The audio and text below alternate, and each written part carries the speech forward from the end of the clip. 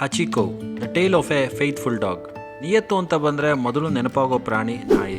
ನಾಯಿ ನಿಯತ್ತಿಗೆ ಇನ್ನೊಂದು ಹೆಸರು ಅಂದ್ರು ಅದು ಸರಿನೇ. ಈ ಚಿತ್ರದಲ್ಲಿರುವ ನಾಯಿಯ ಹೆಸರು ಹಚಿಕೋ. ಜಪಾನ್ ದೇಶದ ಅಕಿಟಾ ಎಂಬ ಜಾತಿಯ ನಾಯಿ ಈ ನಮ್ಮ ಹಚಿಕೋ. ತಾನು ಪ್ರೀತಿ ಮಾಡುತ್ತಿದ್ದ ತನ್ನ ಒಡೆಯ ಪ್ರೊಫೆಸರ್ ಯುಯಿನೋ ಎಂಬುವರನ್ನ ತುಂಬಾ ಹಚ್ಚಿಕೊಂಡಿದ್ದ ಇದು ಪ್ರತಿದಿನ ತನ್ನ ಒಡೆಯನ ಜೊತೆ ಮನೆಗೆ ಸಮೀಪದಲ್ಲಿರುವ ರೈಲ್ವೆ ಸ್ಟೇಷನ್ಗೆ ಬೆಳಗ್ಗೆ ಹಿಂಬಾಲಿಸುತ್ತಿತ್ತು ಹಾಗೂ ಟ್ರೈನ್ ಹೊರಟೊಡನೆ ಮನೆಗೆ ವಾಪಸ್ ಬರುತ್ತಿತ್ತು.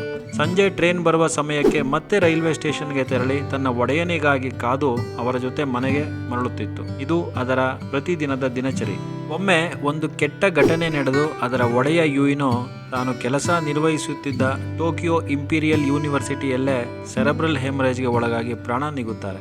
ಇದನ್ನು ಅರಿಯದ ಹಚಿಕೋ ಎಂದಿನಂತೆ ರೈಲ್ವೆ ನಿಲ್ದಾಣದಲ್ಲಿ ಕಾದು ಕೊನೆಗೆ ನಿರಾಶೆಯಿಂದ ಮನೆಗೆ ಮರಳುತ್ತದೆ. ಇದೇ ರೀತಿ ಒಂದಲ್ಲ ಎರಡು ದಿನವಲ್ಲ, ಬರೋಬ್ಬರಿ 9 ವರ್ಷ 9 ತಿಂಗಳು 15 ದಿನ ಟ್ರೈನ್ ಬರುವ ಹಾಗೂ ಹೋಗುವ ಸಮಯದಲ್ಲಿ ತನ್ನ ಯಜಮಾನನ ಬರುವಿಕೆಗಾಗಿ ಕಾಯುವುದು ಹಚಿಕೋವಿನ ನಿತ್ಯ ಕಾಯಕವಾಯಿತು. ಇದು ಜನರ ಗಮನಕ್ಕೆ ಬರಲು ಹೆಚ್ಚು ಸಮಯ ಬೇಕಾಗಲಿಲ್ಲ.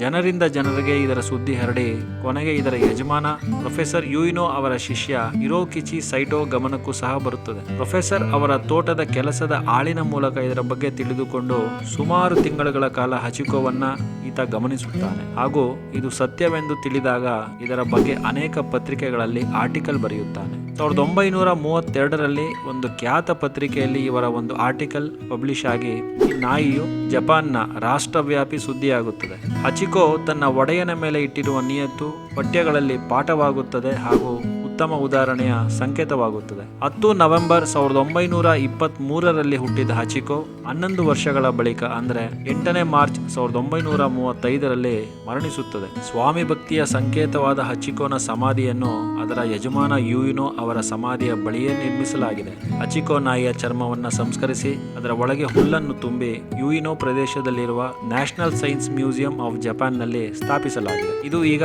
ಜಪಾನ್ ದೇಶಕ್ಕೆ ಭೇಟಿ ನೀಡುವ ಅನೇಕ ಟೂರಿಸ್ಟ್ಗಳ ಫೇವರೇಟ್ ಟೂರಿಸ್ಟ್ ಸ್ಪಾಟ್. ಹಾಗೆಯೇ ಅದು ಪ್ರತಿದಿನ ಭೇಟಿ ನೀಡುತ್ತಿದ್ದ ಶಿಬುಯಾ ಸ್ಟೇಷನ್ ಬಳಿ ಒಂದು ಕಂಚಿನ ಪ್ರತಿಮೆ ಮಾಡಿ ಹಚಿಕೋಗೆ ಗೌರವ ಸೂಚಿಸಲಾಗಿದೆ. ಹಚಿಕೋ ಬಗ್ಗೆ ಅನೇಕ ಪುಸ್ತಕಗಳು ಬಂದಿದೆ. ಅಲ್ಲದೆ 2009ರಲ್ಲಿ ಹಚಿ ಎ ಡಾಗ್ ಸ್ಟೈಲ್ ಎಂಬ ಅಮೆರಿಕನ್ ಸಿನಿಮಾ ಸಹ ತಯಾರಿಸಲಾಗಿದೆ.